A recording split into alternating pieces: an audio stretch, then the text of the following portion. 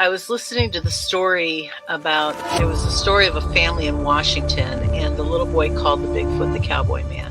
And he had, apparently it had made an effort to steal this kid. And it hit me. My children were in that playpen behind me with nothing but a mosquito net over them. It could have crept up behind me and taken both of my children, and I wouldn't have known. His father just got like a Mustang or something from Wyoming, okay? He had it out in the corral because he couldn't put it in the barn in the stalls with the other horses because it would kick and made all the other horses nervous. Had a Seminole Indian working the horse trying to break it every day. So they had it out in the corral. This skunk ape snuck up behind this horse and grabbed it on its hind quarters. This particular horse kicks out, jumps over the corral, runs into the pasture, to get away. At this point, the rancher's out there just blasted away with the 30-30. Skunk ape runs into the swamp. I went up there one day after that, or 2 days after that. I went up there and sat in the silence up there, and I'm telling you, man, it was free. It was crazy. There was a crazy vibe up there still. I did what I could to kind of get things under control, but I told her, I said, you need to get off this property. I feel like no matter how strong you are, it's almost like standing in the ocean. You can't stand still without moving your feet. You're going to get knocked over eventually, no matter how strong, whatever. You can't withstand a barrage of weird spiritual energy.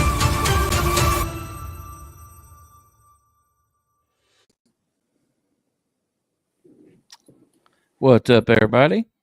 Welcome back to Paranormal Odyssey. I'm your host, Wayne, joined, as always, by my partner in crime, Miss Tiffany. What's up, ma'am?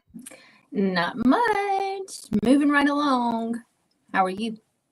Fantabulous. Just freaking awesome. Excited about the show tonight. Freaking awesome. Me too. I love paranormal. Yeah, I like spooky stuff, especially when it's in my home state. I just like to stay away from it. I like to hear about it. I don't want to be around it. We'll let them do it, and we just talk to them. I mean, how could it be any better than that? I know. We get to live it on the safe side. So how's it going in your world, ma'am? You getting into anything interesting lately? I'm just busy. Everything that I'm a part of is under investigation, and I can't speak of nothing except Zach leaves me alone for one day. One day. I'm not in trouble. I'm a good girl, okay? Did all that stuff happen today? No, the 10th. He's been off, and then he had to pick up this one-off shift, and it was the evening of that one-off shift, and it's like you said, I'm just trying to do the Lord's work, and I just get my name in it. I mean, everything. You can't talk about any of it, can you? I can't. It's not my case. I just kind of got thrown in there. You're just going to piss everybody off. Why even say anything, Tiffany? Just. I don't go to the shit. The shit comes to me. I was at home both times, minding my business. That's very true. That is very true. In a span of 10 days, I'm like, I just going to stay in my room and color. Like, please stop. Wearing your helmet. I'm just going to wear my helmet. I'm going to color. I'm going to be in my fort. I'm just going to rock back and forth. Don't nobody talk to me. Don't nobody talk to me. Let's say we hadn't done this in a while. Let's say hello to some of the people that are hanging out with us. Some of our faves. First off, we got Ristel. What's up, buddy? Mr. Alex Schmidt, good buddy of mine. Chris Blaylock, love you, ma'am. My boy Troy. We wouldn't have a show if it wasn't for Troy. He is the man. Jonathan Pulley. Jonathan Pulley is instrumental in tonight's show. Mm-hmm. He is good buddies with our guest backstage, one of our guests backstage, and he is the one that set all of this up. So very thankful for that. Thank you, buddy. Mike Wolf, I can't remember if I said hello to you, but I'll do it again if I did. Mr. Tiffany, what's up, Mr. T? That is your husband. Yep. Of course, Robert Matler. I miss you, dude. That makes me want to drive to Oklahoma just to hang out with Robert. Do it. I need to. Life's too short, man. Just Yeah, drive. meet me halfway, buddy. Robert's an awesome guy. We had a great time hanging out with him in Missouri. Who else we got? That might be about it. If I've missed anyone, I am so very sorry. Goonie Goo Goo. Goonie Goo Goo, what is up? I talked to Goonie Goo Goo for a while today. Goonie is Chris Blaylock's husband, Gary. Mhm. Talked to him for a little bit today. He's a good dude. Kim Stanley, thank you very much for hanging out. You are new to the Yep. show. Thank you. But yeah, we've got a little manimal camp out coming up. We're going to do it Black Friday and Saturday. We've talked a little bit about it on the show, but Chris and her husband, Goonie Goo Goo, are going to come down, bring the camper. And yeah, it's going to be about 10 or 12 of us, I think. And it's all Manimal Research members only. That sounds fun. It's going to be a blast. And my buddy Tim and April, they live in Mississippi. They're coming up. They're members. Mhm. He told me about a buddy of his that put him onto a lead in the area that we're going to be at. So might get some activity. Awesome. It's going to be a very, very fun time. All right, let's pay some of these bills. Let's. Of course, I'm not paying attention. I know I'm already on the right screen and everything. I was not. Chop, chop, man. But we're going to act like I am. If you're new tonight, please do us a favor. Hit that subscribe button before you leave. You know what? Just go ahead and hit it now. Make it easier on you so you don't forget. Help Miss Tiffany and I continue to grow this show. And if you would like to be on with Wayne and myself, or if you know of someone who would like to come on, please email us, me at Tiffany at paranormalworldproductions.com or Wayne at paranormalworldproductions.com, and we will get you on the schedule. I want to ask everybody to please head over to paranormalworldproductions.com. That is our website. Check out all of the other shows. There's 6 or 7 where we will be adding a couple coming up over the next couple of months. So be looking for that. Sign up for the Bigfoot newsletter, pick you up some merch, all of that awesome stuff. But you can't do any of that unless you head over to paranormalworldproductions.com. And if you have questions for tonight's guest, if you would just put them in all capital letters, we grab them up, highlight them, save them for the end of the show. And sometimes the chat gets away from me. So if you could put it in all capital letters, I would appreciate that. Yes, please. If you're new, most of our regulars know to do that. But if you're new tonight, please, if you have a question, just put it in all caps. It makes it so much easier for us to catch. Tiffany is a very, very busy woman during these shows, doing all the behind the scenes stuff.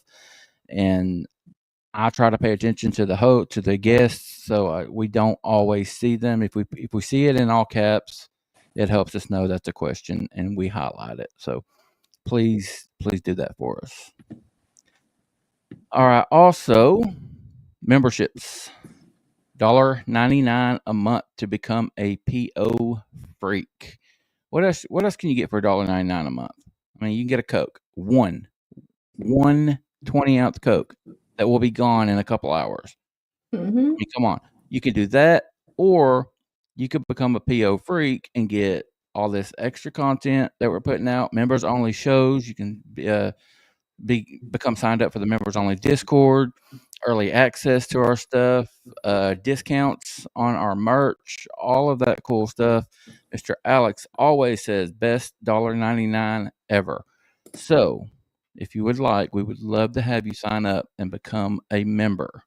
Again, that is only $1.99. Also, along the same lines, you see at the bottom there, the Cash App and the Venmo. Thanks, guys. We've been doing that lately because YouTube, they like their fees. They like to take out, I mean, when it's all said and done, it's pretty dang close to half of what you guys send us. So I understand YouTube has to make their money, but we're poor and we need it more than them. All this costs money, you know. None of this junk is free. So if you could help us out, we ask that you do it through Cash App or Venmo. What are you laughing at, man? I don't know why that struck me so funny. I was so glad I was muted. He said, "You're so nonchalant," but you know we're poor, so It's true. I mean you're not wrong. It just struck me funny. It's tough times, man. We need help. You know, if y'all can help us out, we appreciate it. When y'all send it in, I send Tiffany half. That's how it goes. We are a team. This is our venture. So anything y'all could do to help, we certainly very, very much appreciate it. You did snort, didn't you? I did. Thank you, Goo. Oh, Goo Goo. Thank you much, buddy. Very, very, very cool of you. Thank you. All right. Let's talk a little bit about the guys we got backstage. We got Lee and Regina hanging backstage. They are both, like myself and like Mr. Pulley, fellow Tennesseans. I believe Lee is a paramedic, just like Mr. Tiffany. Mm-hmm. We'll get confirmation of that. I'm not sure about Regina, but they investigate the paranormal together on their off time. Do a really, really good job from what I hear. They sent us a trailer from this new project that they're working on. So we're going to play that trailer for you guys here in just a second. And as soon as that trailer is done, we will get them out. So if you're ready, ma'am, let's play that for everybody. Yeah, let's do it. All right. Let me add it. And here we go, guys. Where are you? Are you afraid to cross over? That's not a human spirit.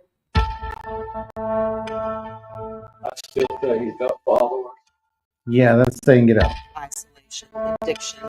I just got a bad feeling about letting whatever that is out. Were you ever a being of the light? Have you seen Creo? Just the energy of pain and anguish. It's like it's almost hard to breathe. Hey, I need to get out of here. I'm giving you a warning not to go back down. I'm set now. Okay.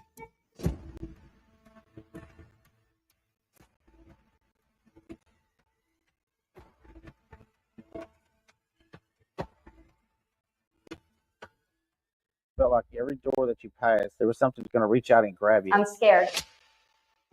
No, I say no. But we're here to get answers.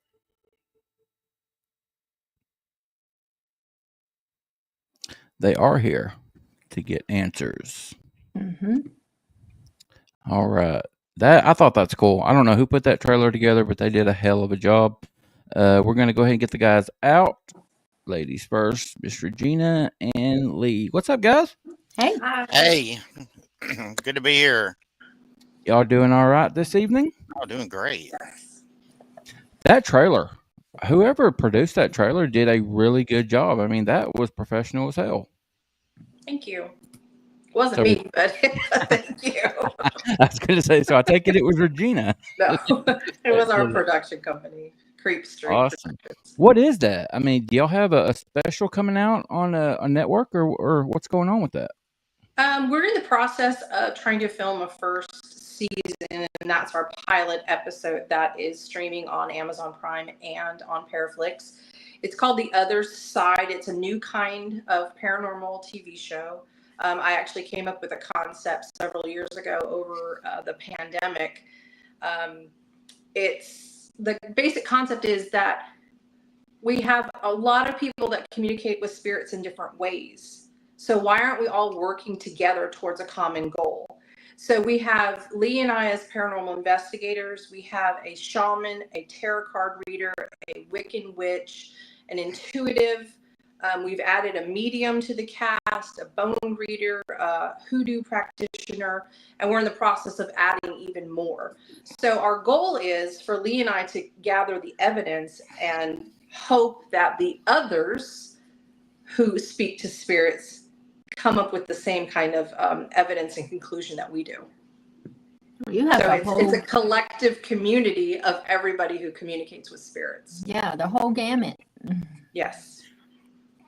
That's awesome, man. That is a very interesting concept. Very, very cool. Thanks. Before we get into your personal experiences, I want to give both of you guys the opportunity to talk about what started your journey. What got you interested? And I know we haven't heard much from Lee just yet, but we're going to do ladies first. So Regina. And Regina, I love your name. My late mother name was Regina. So It's not very common. it's a beautiful name. I love it. That it is. My mother's name was Regina Sue, and she hated her middle name was Sue. She said, why couldn't it have been Susan? Right. Regina Susan would have been I've prettier. never met a bad Regina ever. Yeah. That Gina Sue. That was my mother. So you have a beautiful name, ma'am. Yeah. What got you started in this paranormal field? I have always seen things as a child, had experiences as a child. But about 16 years ago, my sister committed suicide, and she started to come to me in dreams and giving me messages through dreams. And about 3 years after my sister passed, my dad died from lung cancer, and he started visiting me as well. And so I said to myself, there's more to this life than this physical form. And I've always been a fan of all the ghost hunting shows. And I'm like, you know what? I'm going to do that. I'm going to, maybe this is my sign that this is something that I need to do. And it's kind of taken me on this journey. I've been doing it for 14 years now, and have had tons and tons of experiences. And long story short, I've come to find out that I am an empath, so I can sense and feel the emotions of the living and the dead, which also helped me and guide me through my ghost hunting journey. So yeah, I mean, it was a family connection that got me into it. Yeah, and we'll get to it in a minute, Regina, but I always find it interesting that people like yourself discover once they start doing this that they have the ability instead of the ability bringing them to it. And I've always found that interesting. We can talk more about that in a minute. But Lee, same question to you, buddy. What got you started? Okay, well, growing up in my hometown, which is right down the road from Pulley there, we were talking about, the house that I grew up in was kind of on the edge of a hillside. And, growing up, there was always odd little things that happened throughout the years. Never really thought a lot about it. But, as I started getting older into my teenage years, like I had another friend of mine, he was up at the house, and I didn't have any family there, for example. And we were just sitting in the backyard, just sitting there bullshitting and stuff like that. And he said, man, who's in your house? I'm like, there ain't nobody in there. He's like, I just saw somebody walk in front of your window, the kitchen window. And I said, there ain't nobody in there. I said, let's go in. I'll show you. He says, I ain't going in there because I know what I saw. And that was one of the first times that I really kind of started paying attention. Then I got to noticing other things happening, stuff disappearing in the house and, arriving somewhere else. But I don't think it was actually the house that was the problem. Like I said, the house sat on a hillside, and I didn't put this together until years later. There was another house about maybe 6 houses down. We called it the old Patterson house. It was abandoned up in a field. Growing up, everybody always said it was haunted. Going down the ridge, there was another one that they claim was haunted called the old Blue house. And so I'm starting to think that it was something more on the land. My family, they did not really have a lot of experiences, or if they did, they didn't talk about it. Until one afternoon, I carried my mom back to her house. I was already moved out and gone. And we walked up to the back door, and I opened the screen door, and I was about to put the key in the doorknob, and the blind on the other side started just swaying back and forth. It was like somebody either pushed it or kind of moved it to look out or something. And I asked her, I said, "Did you see that?" And she said, "Yeah, I did." So I opened the door and I thought, well, if maybe it was all the way down, then maybe the wind caught it. No, it wasn't. It was about halfway up the door. There wasn't no way the wind could catch it. However, trying to debunk it, I tried to recreate it. I played with that central unit for 2 hours trying to, make it do it again and never could. Well, so after that, I'm sorry, I know I'm dragging this out, No, but you after good? that, I just got to researching it a little bit more. And as I did become a paramedic, like what you were talking about, I am a flight paramedic now. On my first job as an EMT, my ex teammate, she was my supervisor, and me and her got to talking about it. And my first investigation was actually at the ambulance service because there was an ambulance that was sitting in that ambulance service for like over a year that was involved in a wreck where the patient and the medic died. Um, the building was creepy. It was alive. And that's pretty much how I got started at that point. But like Regina was saying, as you start doing it, you learn your abilities. And when I first started doing it, somebody told me, they said, once you start doing this, pay attention because you're going to notice so much more that's around you. And that was right. Well, like Regina, I can sense when something is in the room with me. I can tell how far they are away from me. I'm starting to understand some of their emotions. That pretty much brings us up to today. Okay, yeah, very cool. I always like to get a sense of what leads people to how they get to the point that they are now. Um, I want to ask: are either of you guys? I'm sure you have investigated all over the state of Tennessee, or in our region anyway.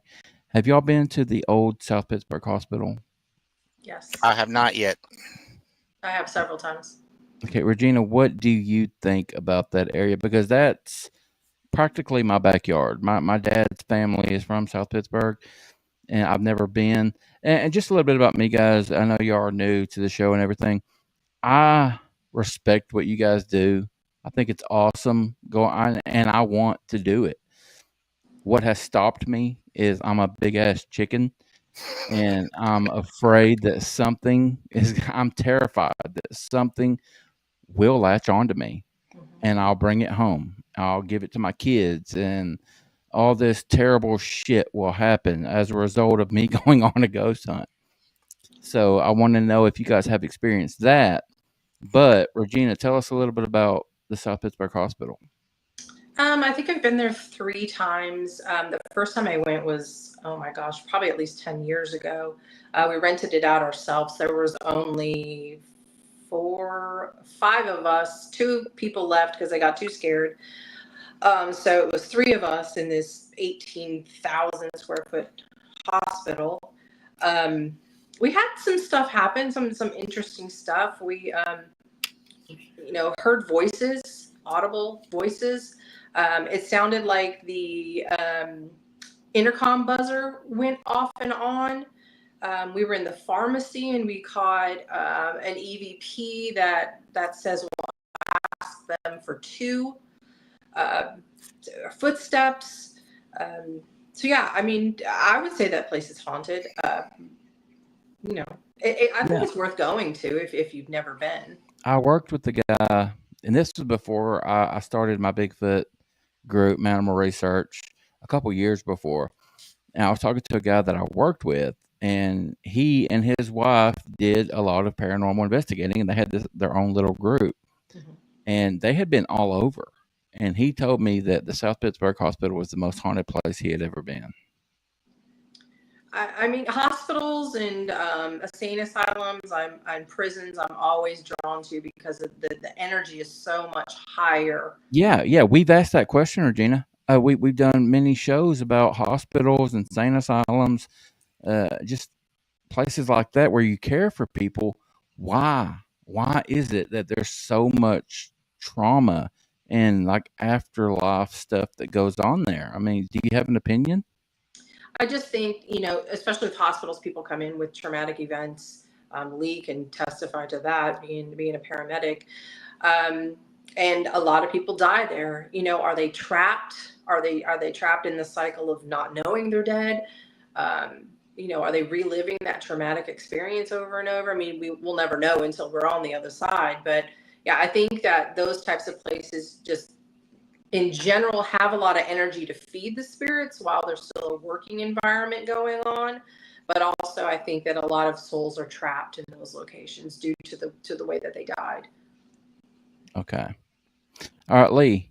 Yes. What is the most haunted place you've ever been? The most haunted place that I've ever been, I don't know. I mean, so many of them can tie for that title, but one of the places that has bothered me the most was the Bell Witch Cave. That's a place I don't know that I do want to return to. I mean, some weird things happened whenever I got home that night, and I think that right there was the most disturbing. And I don't know if it was because of Kate Batts or if it was because of the burial ground or the fact that we were, me and Regina were trapped in that cave during a hellacious thunderstorm that night. We just did that a few months ago. Yeah. We were guest hosts at the Bell Witch Cave. So yeah. And Who do you remember who it was that was doing the event? Todd and Leanne. Black Wolf, Todd and Leanne, yeah. Todd. We just had Todd and Crystal Blevins on for our Halloween special on the Bell Witch. Yeah. Very cool. So the Bell Witch Cave is the one that freaked you out the most. I mean, it really did. I mean, I don't know. That place has got such an energy. I've never felt anything like it before.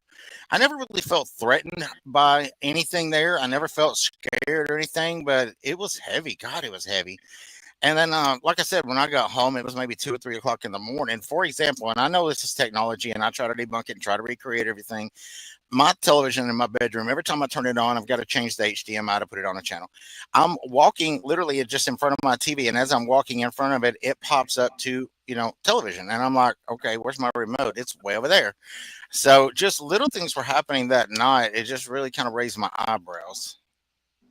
I mean, I'm, call me poltergeist, whatever, I can be scared of my TV. And we both were sick for several weeks after coming out of the cave. Really? Yeah, absolutely. And like I said, there was a bad thunderstorm. We were trapped in the cave with a group of people for what, Regina? 2 hours almost? Yeah, at least. Damn. And I don't know, just a lot of weird things happened. Like during the thunderstorm, for example, I mean, you've been there. I know you're right, Wayne? No, I've never been there. No. Okay, well, at the front of the cave, at the head of the cave, I was outside. I was having a cigarette, and I'm just, just waiting for the storm to pass. We wasn't about to get the group out of there because trees were coming down, limbs were coming down. And as I'm out there, I'm looking down, and right in front of me, I've never seen this before. I saw like an apparition. It was not like a body or something, but it was like this ball of smoke along the ground, and it just went across the little mound in front of me and went down toward the river. I'm out there by myself, so I thought, well, what do I do? Let me get Regina.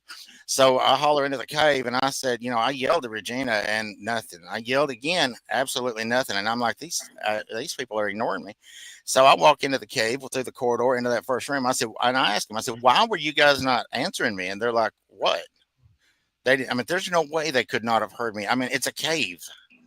There was about 8 of us inside the cave. None of us heard him yelling at all. I mean, I wasn't like, screaming like a girl or anything like that, but I'm trying to get somebody's attention because, I mean, if something's going to happen, I want, somebody to catch me when I faint or whatever, but they couldn't hear me. I mean, there was no reason. They could hear the thunder outside, but not me. I don't know what to make of that place, man.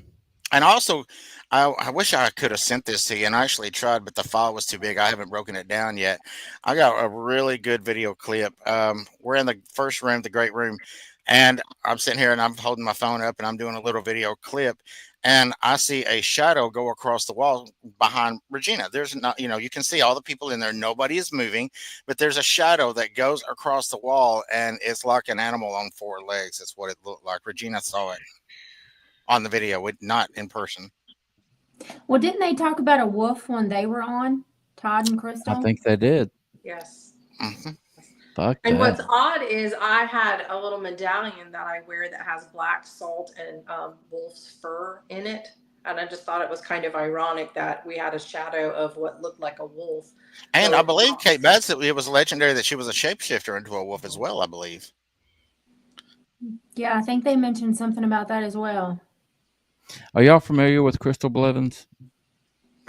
I don't think We so. call her Ghost Bait. She lives in Tennessee, not too far from the area. Does a lot of paranormal investigating, but she is a descendant of Kate Batts. Oh, wow.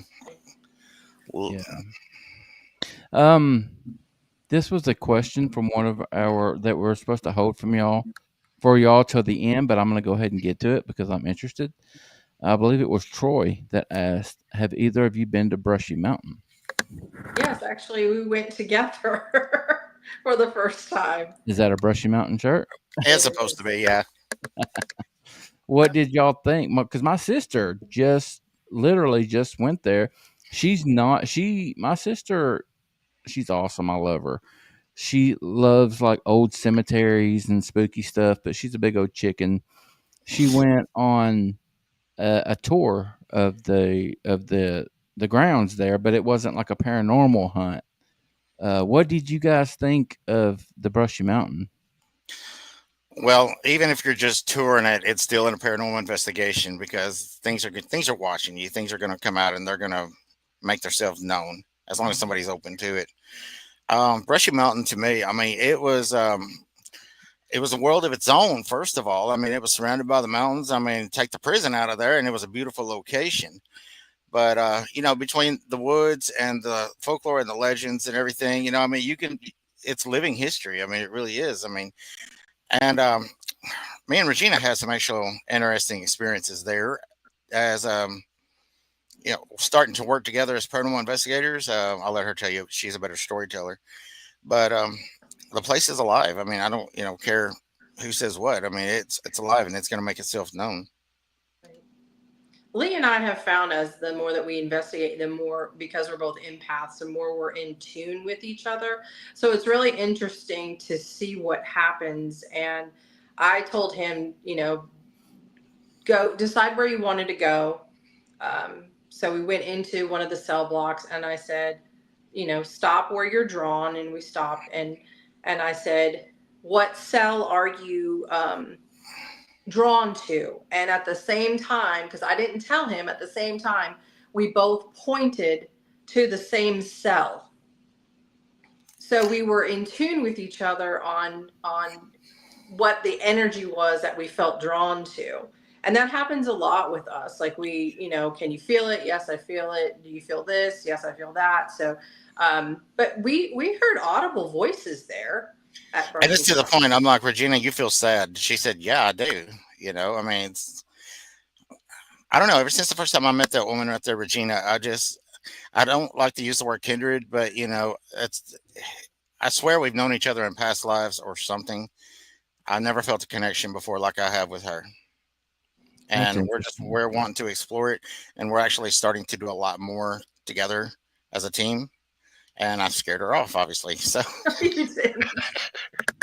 No, you didn't. You can't get rid of me that easily. But yeah, I mean, it's just a connection, a bond that, I mean, I've never experienced it before. That's awesome.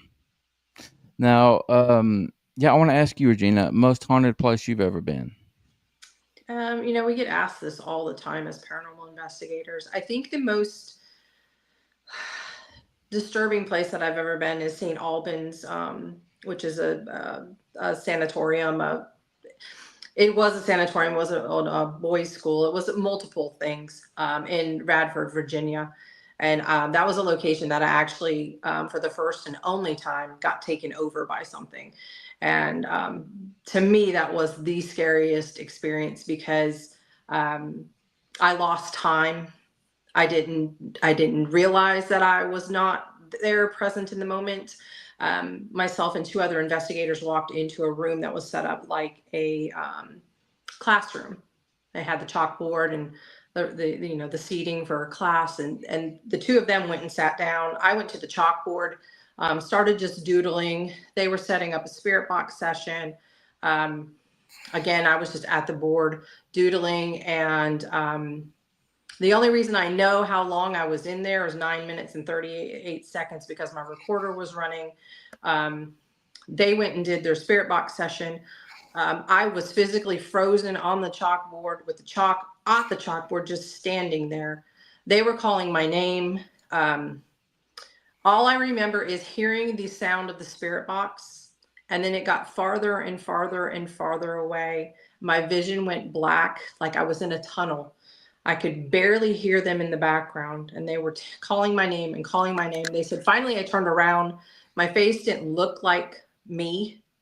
They gathered up all the stuff and took me out of the building. So I remember being at the chalkboard doodling, and the next thing I know, I'm outside in the parking lot, and I lost time.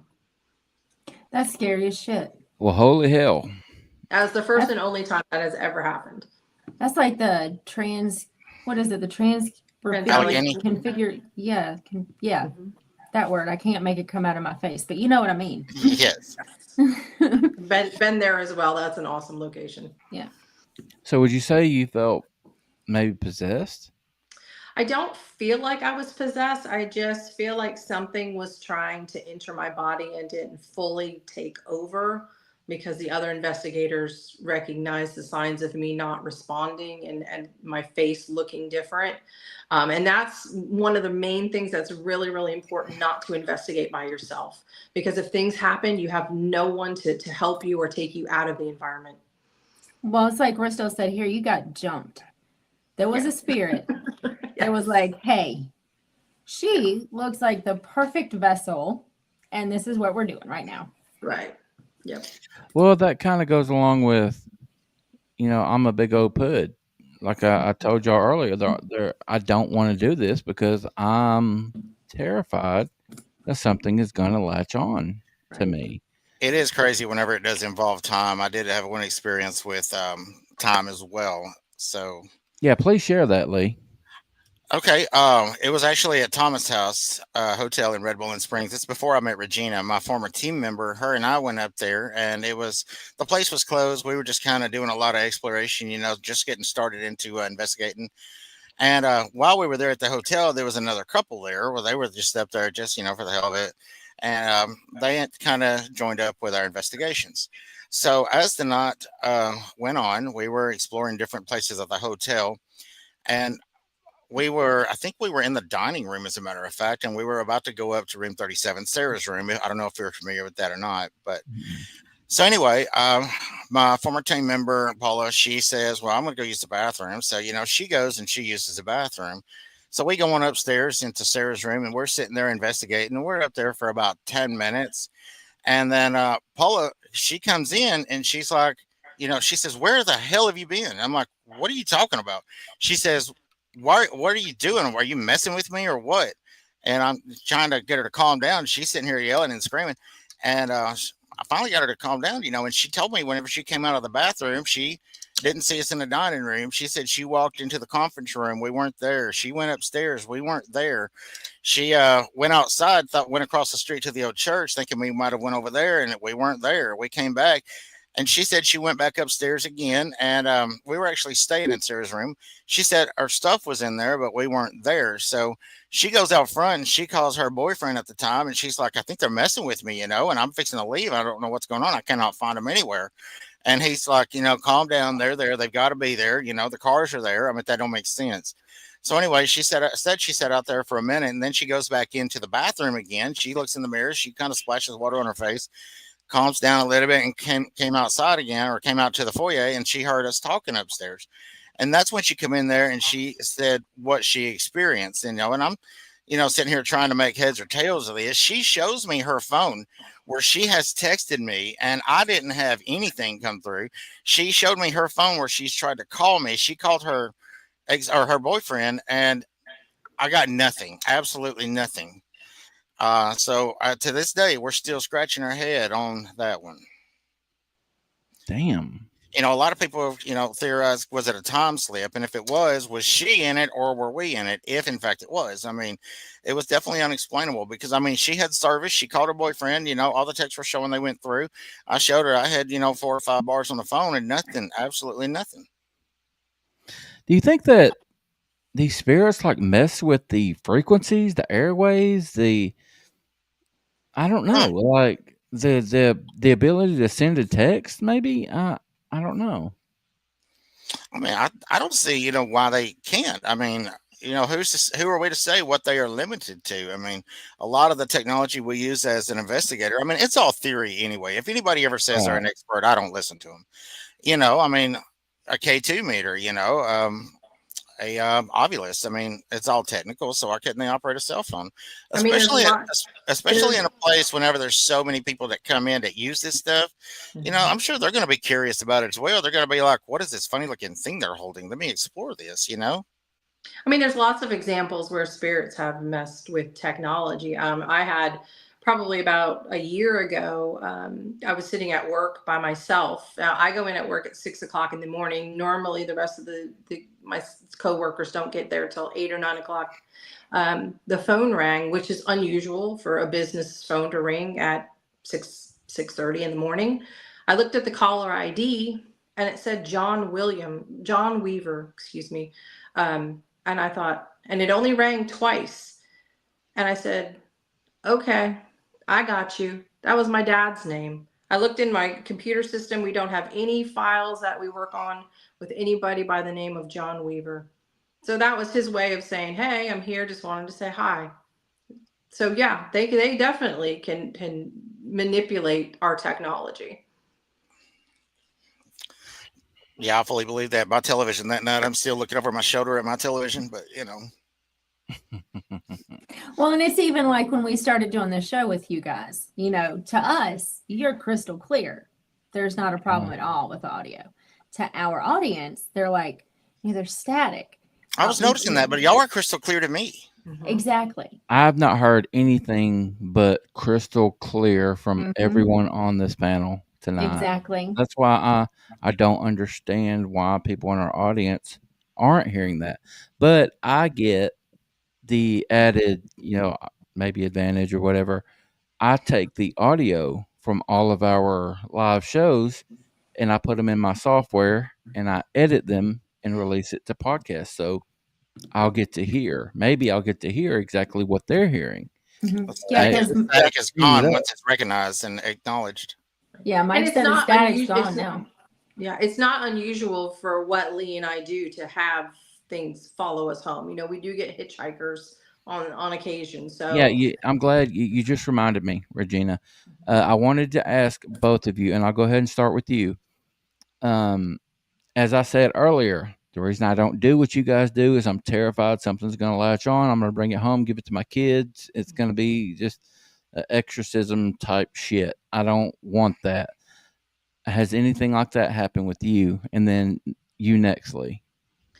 I investigated a battlefield in Perryville, Kentucky, and I connected with a soldier there who actually showed himself to us in actually 3 balls of light that came out of the ground, which was amazing. But of course, we didn't have our video cameras set up because that's normally the case, so we don't catch it every time. But I do believe that he followed me home. Even we take precautions not to allow them to come home with us, but we're dealing with a realm that nobody's an expert and nobody knows everything about it.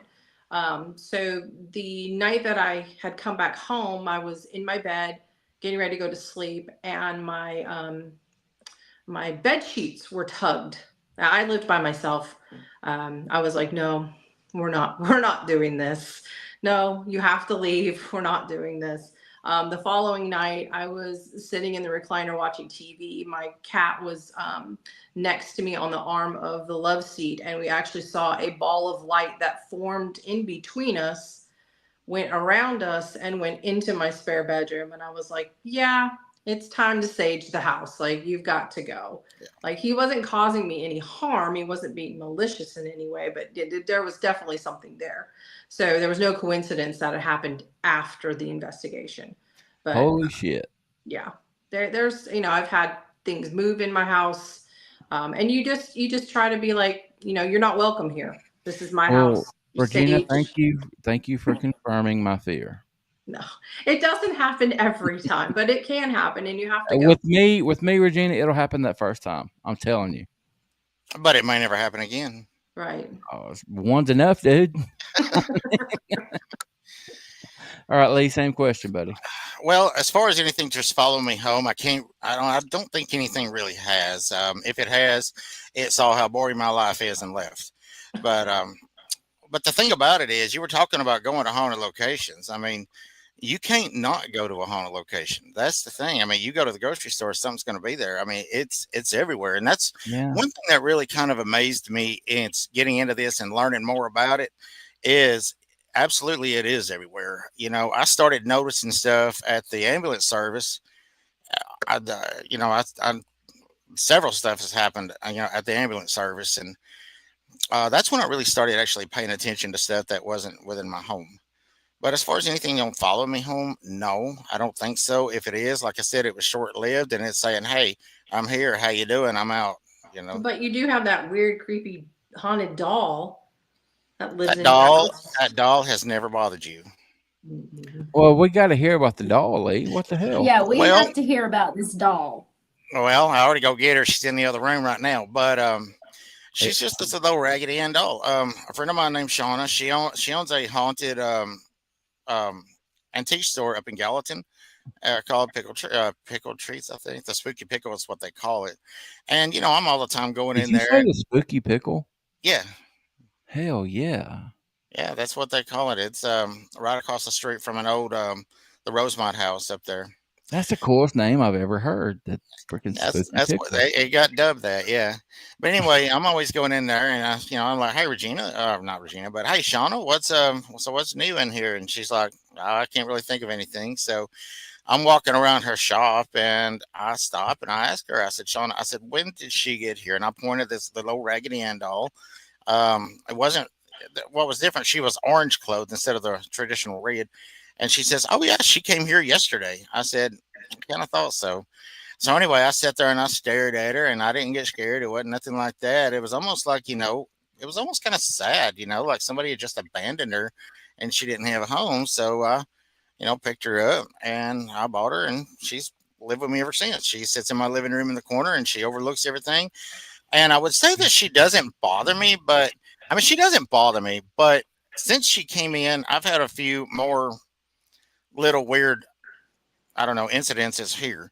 For example, Regina and I were getting ready to go do Two Rivers Mansion up here in Nashville.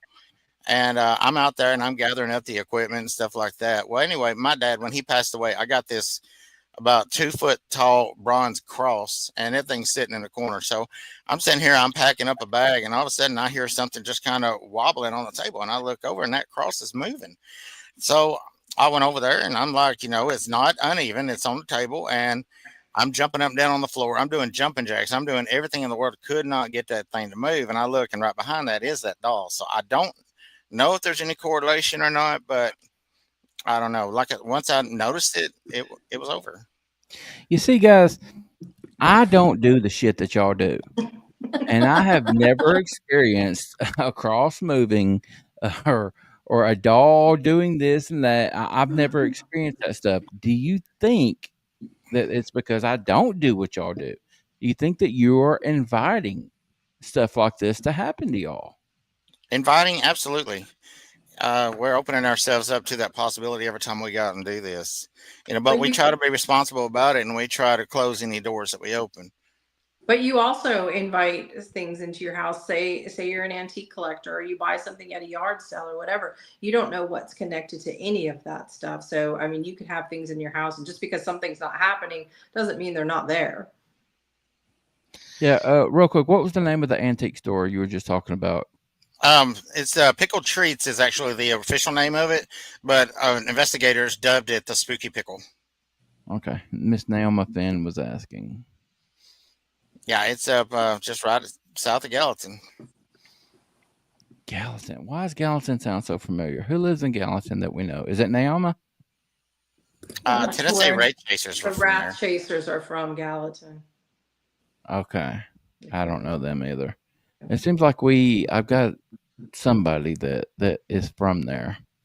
But anyway, we've got a ton of questions. Yeah, 15 stars so far. I like it. That's a lot more than we normally have. So can I comment on one of these comments? Yeah, go ahead. Sure. Whack the doll with the cross, Robert. I do not even want to acknowledge what would happen if I did that at all. What is it? Robert said, "Whack the doll with the cross." Oh, Robert, I love you, dude. Robert, he's my brother from another mother. Just stay in your corner, Robert. We'll get to you later. All right, let's get to some of these questions. First off, Goony Goo Goo, again, thank you for that $1.99, bruh. You are awesome. And just to let you know, Wayne, there's 3 questions on there. They're the exact same question, worded 3 different ways by 3 of our members. I was like, I freaking love y'all. I love it. Love it. Love it. Okay, well, let me know when we get there. Or are we already there? I don't know. I haven't looked at the... Troy, does being naive and or open to the strange make you more likely to experience it? Regina? I don't know about being naive, but if you're open to it, yes, you're more likely to experience something. Just like children who are more open and imaginary friends. Are they really imaginary, or are they speaking to a spirit of a grandmother, a grandfather, or whatever? So if you are more open to it, you will be more receptive to the spirits communicating with you or giving you signs and symbols that they're around. It will make itself known to you, just like a dog that's growling at something in the corner you can't see. That's pretty unnerving to me. Yeah, good point. Buddy Mike Wolf, can you describe the feeling you get when something is around, physical, emotional? For myself, whenever something is in the room with me, I feel it. It's all in my core. It's like from this corner over here, and it's like this incredible pressure. It's not a hurt. It just feels like, whatever's in that room, all that energy is coming into my chest, and it's like trying to blow up like a balloon. That's how I know something is in the room. And it's like the more pressure that I feel is the closer that it is to me. I've had something reach up and tug on my shirt. Had something come up and actually speak into my ear. Where'd that question go? And as far as emotion, I'm starting to learn how to feel emotion. One of the last investigations that I went on, I sat there and I just started bawling. And Regina, you remember, it was Allen Road. And I presented the spirit with something, and when I did, it was like it just completely changed the whole mood of the night. So you actually physically started crying? Yeah. I've always said, well, if a man cries, something's going on. Yeah, because I can count on one hand as an adult male the times I've cried. It was like sad. It was hurt. A death in the family, something like that. And if a man cries, something is going on. It wasn't just sad. It was a lot of hurt in there. A lot, and there was even some anger. But like I said, I gave this spirit a little gift that night, and once I did, it was the whole mood changed. Wow. Okay, moving on. Again, Troy, do you believe all hospitals and battlefields are haunted? Yes. Yeah. Think about the trauma that goes on in those places. Yeah, I was going to say all, maybe not, but yeah. I mean, with everything that goes on, the death, the violence, the trauma that those places see, yeah. I would think so. The amount of blood that's spilled, I mean, it's all saturated into the earth. Whether it's inside a building or out on the physical land, it's saturated with those emotions. Yeah, and that's what I've I'm sorry, I didn't mean. Go ahead, Tiffany. It's okay. It's all energy. So even if it's not the trauma and the bad and the negative, And I was gonna make a joke, Lee, because you're a medic and my husband's a medic, and the lingo. I was gonna say, so you start your day with DOA and then you talk to the same spirit when that evening comes. I haven't had that happen yet, but I'm open to it. I'm definitely open to it. But you're right about one thing, though. Talking about energy, I don't know. I'm not going to get into the whole science of it, but the heart it pumps by an electrical charge. When the heart stops, what do? You throw electricity on it. So there's energy there. So who is to say that energy is not going to continue on after death? I mean, it's got to go somewhere. I mean, it's not going to extinguish like a light bulb. I mean, but I've always correlated that. So I don't know why I said that. Sorry. Just travels to a different place. The energy goes from one place to the other. Form. Exactly. Mm-hmm. Yeah. And I was going to say, I've never understood why I don't know what this really has to do with the question, but it has something to do with it, or I wouldn't have thought of it. Why people are so freaked out about cemeteries? Like, I've never been freaked out in cemeteries. I can go to a cemetery at night. It's peaceful. I mean, that's just where people go to rest. I mean, the body didn't die. Nothing tragic happened at the cemetery. That's just where you lay them to rest. It's just the thought of dead bodies being underneath you. And a That's lot what of it's freaks me out. Hollywood that'll make you scared of it as well. Yeah, I've always felt like at peace at cemeteries. Oh, yeah. But anyway, moving Not scared of a on. cemetery. Troy, Lee, do you consider yourself an empath? I think you've already answered that, right? Yeah, I do. But I'll answer it again. I absolutely do. The more that I do this, the more that I'm learning about, things within. When I was about 22 years old, and that's been forever ago. I went and I met a new friend, and their roommate was a wicked witch. Well, at the time, I didn't know what that was, So they look at my palm. They were going to try to read the palm, and they're like, "You got some kind of gift, If you don't use this, you're going to lose it." And they were right. I was scared of it. I suppressed it. I didn't use it for many years, and then it found me again. But to answer your question, yes, I really do, and I feel it more and more every day in one form or another. Okay, I think we're coming up on the trio of questions that Tiffany was talking about. Wayne, who was that standing behind you, by the way? What? I'm just kidding. No, shit. Don't do that shit, man. What the hell is wrong with you, dude? Yes, Lee. That was amazing. His face. I'm sorry, I couldn't resist. I snorted too. I couldn't resist. No room behind me. They don't need a lot of room, man. A spirit don't need it. It's Is somebody spirit. straddling Yeah, me? no, it poked its head through the wall behind you. Fuck you.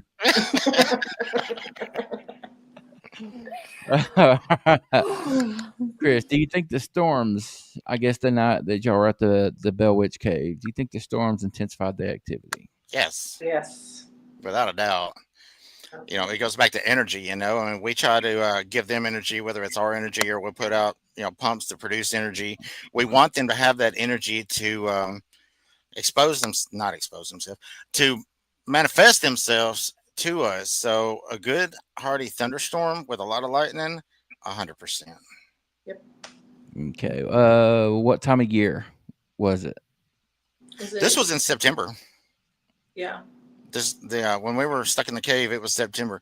And what was amazing about the cave, you got all the rock, you've got all the water. Everything was surrounded by water. You have every possible element, conductor you could every conductor that you can think of, and it is sitting here just wrapping around you like a tornado. Okay. Turns out there's like 4 questions about it. Mike Wolf, do you think the storm added more energy, causing the spirits to be more active? Yeah, 100%. Okay. And lastly, Alex, do y'all think the energy from the storm gave the spirits power to make themselves known? Yes, 100%. Absolutely. I love that they asked that. I love our people, man. And it just wasn't at the Bell Witch, I mean, been in many thunderstorms in a lot of different places, and absolutely. I want to touch on one thing, an experience. My first experience that I've had with Regina, with her, the first experience I ever had, I honestly thought she was fixing to slap shit out of me. We went and investigated the old wash. No, it's an even better story. But we went out to Virginia. What was the name of that town? Virginia City, Nevada, the old Washoe Club. Mm-hmm. It's the first time that my group and her group actually done anything really together, and we went out there to investigate it. On one of the, I think it was the second floor. Her name was Miss Julia. They always said, do not call them streetwalkers. Don't call them whores. They like to be known as the ladies of the night. So we're in there. We're Miss Julia's office, and Regina's in there as well. And I'm sitting here trying to get a response from Miss Julia, and I'm like, yeah, I'm in here. I just want to buy a couple of girls, and I'm just trying to play like it was back in the heyday of the Washoe. And all of a sudden, Regina turns, and her body didn't turn. Her head turned around, and she looked at me, and I had never seen this look in her ever, and I haven't since. She says, "You're lying." I said, "What?" She said, "You are lying." Anyway, then it's like her head stays there, but her body turns to meet with it, and it was just, I don't know. And she was I thought she was fixing to charge after me and slap me for sitting here. And I didn't know if it was making fun of the ladies of the night or what it was, but she was ready to pounce until we got her out of that room. So I do believe she is receptive to a lot around her. And let me just tell y'all. Sorry, go ahead. Go ahead. No, I was going to say Virginia City is messed up, y'all. Oh, it's beautiful. I love it. I mean, it's beautiful, but the history, all the fires that they had, and you're talking about Julia, and okay, now in the bar area, all right, because y'all know what I'm talking about. In the bar area, there is, it's almost like a stamp. It looks like it's like almost coffin length, and they were saying that the coroner was like in love with her and didn't want to like bury her in the ground. So then people are speculating that she is under the concrete in the bar area. I don't think I knew that, but that's fascinating. I like that. That would make sense why she would still be there as well. I did get a good picture of a blue light coming down. You remember the spiral staircase in that first floor? Mm-hmm. Coming down that stairs. I took like 4 pictures, in session, and they just kept getting brighter and brighter. It's like something was coming down the stairs toward us. Well, and I had also heard that the spiral staircases are almost like vortexes or portals almost for spirits. I never thought of that, but that's I like that. They're creepy as hell. Yeah. Well, yeah, I'm all about Virginia City. I'm fascinated with that place. So you said that, and I was like, radar. Yeah. I saw a great UFO while I was there as well. It's about 7:00 in the morning. That's a different show, dude. It's paranormal. Hey, watch that person behind you there. No, paranormal is paranormal. I mean, you mentioned Bigfoot a while ago. Yeah, you're right. It's all tied in together, but y'all got me all freaked out on this ghost shit tonight. Mike Wolf, have you ever been touched or hurt by a spirit? Touched, yes. Scratched, yes. Yes, I have. Yeah, I had a scratch I've had on my back. hair flicked. I've had been made physically ill from a spirit. Mm-hmm. Yes. I've had a child or something the size of a child tug on my shirt. So. Little bastards. Bristol. What is each of your bucket list locations? I'm really hellbound on getting to Randolph Infirmary, which is another like insane asylum. I believe it's in Indiana. That's on my bucket list. My bucket list is you pick me out any castle over in Europe and spend the night there. Hell yes. Really? Any castle. I don't care which one. Yep. That's awesome. Mike Wolf, do you believe or do you think the spirits are good, evil, or both? I think I think both. I think both too. I mean, if somebody's going to be, a dick in life, if they're going to be mean in life, who's to say that's going to change when they die? They're going to be mean when they're dying as well. As far as evil, whenever I think about evil, I think about the demonic. And the demonic, I've got a really good friend of mine who is a Catholic priest and a demonologist, and I talk to him quite often, as a matter of fact. He said that demonic is so rare that it's almost unheard of, but it is there and it does happen. Most everything that you actually come across is just inherently just bad. It's to the point, if I'm going to investigate something and something just don't set right or anything, I'll contact him. And there has been times when he said, hey, come get some holy water, just in case. But a lot of people also believe that, like bad spirits or evil spirits are in their house. A lot of times the spirits are just trying to get their attention. So they're doing things to let the living people know that they're there. But then again, it scares the living people. So, it goes hand in hand, and we're really hyper focused on what, the media and what movies show us. And we think that everything is bad. But I can tell you from doing this for 14 years is that I've had some amazing experiences with spirit that is beautiful, and they're telling their story, and they're letting us know that there's a better side to the spirit world than what is presented in the media. But somebody asked me once, they're like, how do you know that when you go into a house that's supposed to be haunted, that there's not a ghost sitting in there in that recliner, and you walk in and they're like, oh hell, I got to get up and do some ghost shit now. I mean, do they even want you there? I mean, And I'm like, well, that's actually a very valid point, you know. I mean, when you put it like Absolutely. that. That's funny. I like that. Oh shit! These people are back now. I got to get up and scare them. I got to get some decent ghost shit, right? I swear there's something behind you, Wayne. Shut up, dude! What the fuck? No, Naoma said. I want to see you turn around and look. You know, are y'all fucking with me? Because Naoma said, Where is Naoma's comment? It's the gold car moving back and forth. Fucking gold car. Right here. That's what it is. Quit. Are y'all messing with me? Seriously, he is never gonna hear. He's messing with you. Yes, 100%. Oh my God, Naoma, are you messing with me? She'll answer. I don't know. I'm watching the cars now, though. I have been for like 10 minutes. I've been watching the damn cars. I haven't been looking at questions. I just looking at this damn gold car behind me. If it moves, y'all, I'm gonna jump. I'm gonna jump straight the fuck up. It's somebody else right there validating. If that fucking car moves. Yo, my face hurts. Now, let's just wait a minute. If that fucking car moves, y'all gonna see a fat ass white dude hit the ceiling with his noggin. Okay. I tell you what, if y'all are listening to this on the podcast, you got to come watch the video. The lives are where it's at, man. Okay. All right. We're going to move on now, you little bastard.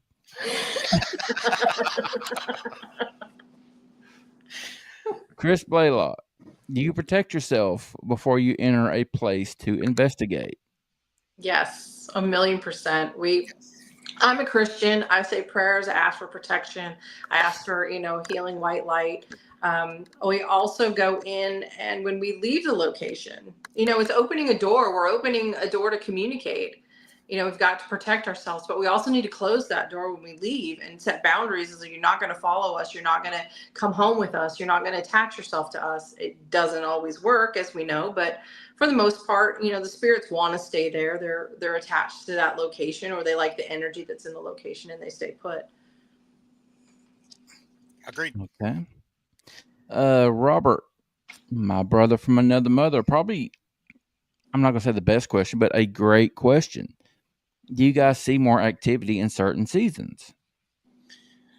I personally, when it's warmer out, I think that it's more active, but I don't know that it's anything to do with actual, the season, or if it's the fact that, I'm not out there shivering my ass off whenever I'm sitting here trying to focus on something. There you go.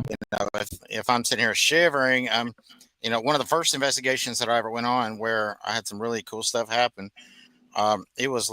It was up on Mont Eagle Mountain, and it was Tracy City, and it was dead hard of winter. And Eagle Mountain. I've been to Mont Eagle Mountain. I can't tell you how many times. I love it up there. That place is blood soaked. Wow. He's never going back. But that's a great point, because I have had more. I'm a Bigfoot guy. I go out and do Bigfoot investigations. I've had more activity with Sasquatch. Yeah, with Sasquatch on like the cold months, like fall, winter, stuff like that. But I do more camping in those months. I don't like to camp in fucking July and August when it's 112 degrees outside. I like to do it when it's cooler. It was so cold, and we camped out. We actually had a propane heater in that tent. A propane teener? Yeah, I said, watch that car. Yeah. Propane heater in that tent, and yeah, but Mont Eagle, it was pretty incredible. And like I said, it was up in Tracy City. We was at a cemetery, and I heard it happen, and then I went back to listen to it later, and it kind of verified it. My voice recorder I had sitting on a headstone in the cemetery just went flying off, and that was one of the first experiences that I've had. Kind of like the car, right, Lee? Kind of like the car, right? Kind of like the car. But like I said, it just went flying off, and it hit a stone. About this gold car behind me, asshole. I was hoping that you would catch on. Oh, I did. I was sitting here. I'm watching it. Move your arm. I can't see it. Shut up. But no, it did. It went. That voice recorder went flying off, and like I said, going back and listening to it, you can hear the people talking. You knew nobody was around it talking or anything, but it was cool. Yeah. All right. We got Urso Superzov. Sorry if I'm pronouncing that wrong. I know I am, but welcome to the show. Have you ever had wind in your ears but felt no wind, but felt pressure from behind you? Maybe not so much in the ear, but I mean, you stand there, you feel cold blasts all around you. You feel, something will throw up some chill bumps on your arm, and you've got and something is close by. And you do get heavy feelings. You get like pressure on your chest, hard to breathe. So yeah, there definitely is things that you can feel. Yeah, same person. Yeah. I'm an empath. I have seen things, spirits and such since I was a kid. Yeah, so you know what we're talking about the wind. So I mean, that's pretty cool. Okay. All right. So I have a question for you, Wayne. Yeah, let's hear it, bud. So if me and Regina were to come down to Old South Pittsburgh at some point, would you be open to coming out and joining us? I would be there. I really would. I want to do what you guys do. I'm just a chicken shit. I want to do a Bigfoot hunt. I'm interested in that. I've never done one. I will take y'all out Bigfoot hunting. Y'all take me ghost hunting. We'll do a whole that's thing. where I have trouble right there. I mean, I don't know that I'd want a Bigfoot hunt. I'm thinking go out into the woods looking for something twice as tall as I am that's got, claws and teeth and don't understand what I'm saying. I mean, I don't know. I just have more trouble with that than I do a ghost popping its head, through the wall behind me. And that makes perfect sense. It does make perfect sense. I don't know why. I view Bigfoot as this physical being, another one of God's creations that we just don't know about a whole lot about. The spiritual, the ghost side, that creeps me out. I'd rather deal with a living being than something that has died already. Well, I was going to say they were living at one point. I mean, and that's one thing that me and Regina, we do. We are very respectful to these spirits. I mean, we're not there to make fun of them. We might try to elicit a response or something like that, but we're not going to sit there and piss them off intentionally, not by any means. Right. Yeah. Special hello to D.A. Roberts. What's up, buddy? Glad you could make it. But yeah, absolutely. To answer your question, Regina, I would love to go out with you guys. That was my question. Do your Lee, whatever. Fuck y'all. I don't care. I would love to go out to the South Pittsburgh Hospital and do an investigation with you guys. If y'all would come out with me, with Manimal, with my people, and do a Bigfoot investigation. Be proud to. Would be proud to. That would be great. We will absolutely set that up. This was a fun show, y'all. I love that comment right there. That's awesome right there. And I got to remember that. But you only have one rule when hunting Bigfoot. Lee always takes someone slow. How do you know I'm slower? Because I'm fat. There you go, Naoma. Damn. Wow, this is like beat up on Wayne night. It is. What the hell? Hey, are you in Chattanooga? I'm in Chattanooga, yeah. All right. Had a fun experience at the Reed House down there. All right, let's hear it. Well, I mean, it wasn't nothing great, but I used to work for an airline. We were actually overnighting in Chattanooga at the time, and they put us up at the Radisson Reed House Hotel. Well, everybody knows what's the room number, 327, is it? That room on the third floor? How could you live in Chattanooga and not know about that? Because I'm scared of ghosts. Oh, that's true. Yeah. Anyway, it's the one haunted room that's there, and I asked the staff there, and they said it is their hotel policy not to rent that room unless it's the very last one, or you ask for it specifically. And they said, very few people actually stay the night because things happen. Well, anyway, they put us on the 5th floor, and I was curious about the 3rd floor. So me and my crew, we went out to get dinner, and on the way back, I was actually going to get some ice because I'd, got a few drinks there at the, at the hotel. So anyway, I went back up there and I forgot to get the ice. So I went back down to the 3rd floor because that's where the ice machine was. And I'm walking down that hallway and I'm approaching that room. I didn't even know I was approaching that room. And the pressure, I started feeling it. I'm getting closer to that room. And all of a sudden I look to my right. And, I don't know. It's almost like that room was yelling into my ear, get away. So before I knew it, I'm running down this hallway and I got about 3 pieces of ice and I took off running back the other way. So I went back upstairs, and I mean that was pretty much it. But that told me that the stories are true. And the same thing with that room. It's the only room in that hotel that has bars on the window. And at one time, Al Capone stayed there, and they were supposed to be keeping the people out. But I figure it's to keep the guests in. That's what I thought. Al Capone stayed in the hotel in Chattanooga. That's the story. I mean, whether it's true, I don't know, but that's the legend. What you said? 327. I think it was 327 at the Radisson I'm Reed gonna House go stay at downtown. the Radisson Reed House. That's awesome.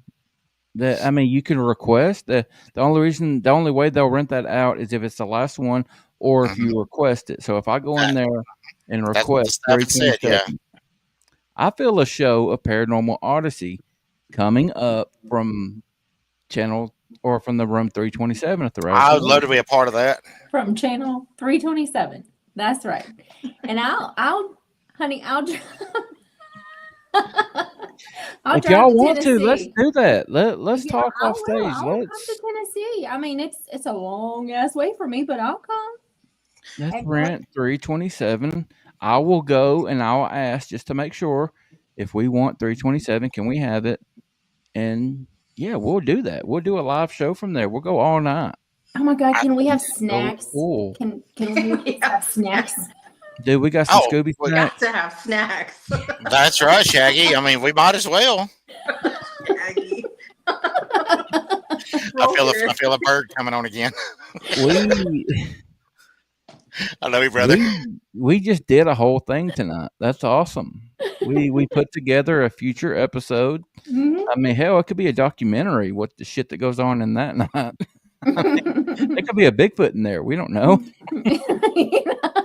Well, I mean, I know the story, but I don't want to tell you the story without you experiencing it yourself first. Okay. Yeah. The legend.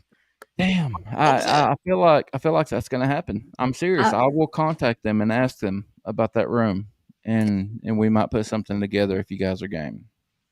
Yeah. Yeah, I would love All that. right. Ladies first. Regina, tell everybody where they can find you, your group, all of that cool stuff, and then we'll give Lee a chance to do the same thing. Right. All of my social media for my paranormal team, which is PPF Investigations, which stands for Pursuing Paranormal Facts. Everything is listed under PPF Investigations. You can Google it. You can find us Facebook, Instagram, TikTok. We have a website. It's all under PPF Investigations. Okay, Lee, same question. And also, before Lee, okay.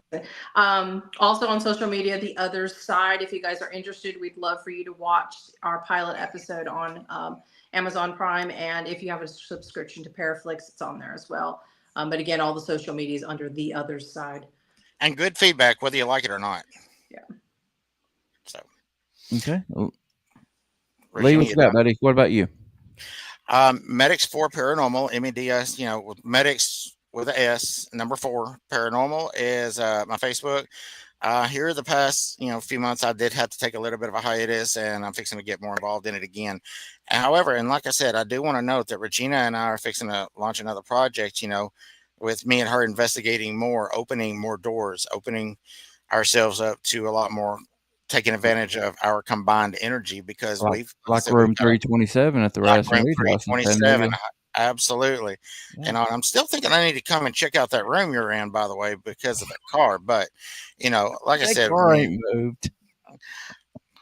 Okay. So me and Regina, like I said, we're going to be actually doing some more as far as that goes as well.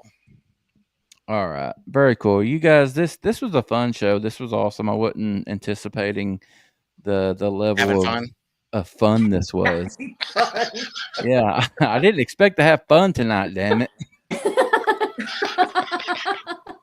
I love when you stick your foot in your mouth. Yeah, shut up, Tiffany.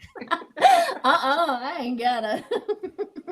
All right, you guys, thank you so much for taking the time to hang out. Thank you for having us on here, and all your viewers. I mean, thank you for all the comments and the questions. Y'all are great. All right, awesome, guys. You both are welcome back, and I'm serious. We will make that happen. For sure. I'll start looking into doing that. We will do something, okay? That would be great, yes.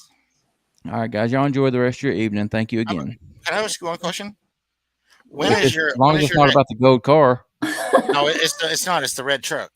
But no, when is your next your Bigfoot event? Oh, the Squatch out. Yeah. It's probably going to be next year sometime. We have an event coming up, but it's for like Manimal members only. As far as a public one, it'll probably be next year. But Okay, as long as it's warmer, I'm good. okay, yeah, we'd love to have you come check it out.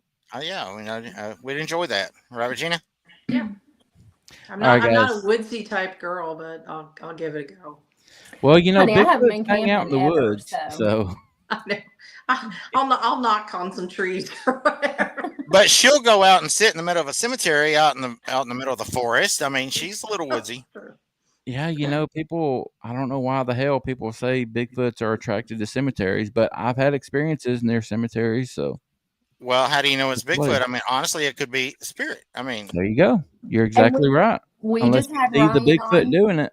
Yeah, we just had Ryan Paul Tremblay on the last show, and that's what, you know, he was saying, that it could be a lot of elemental spirits that That's people very are true. thinking it's.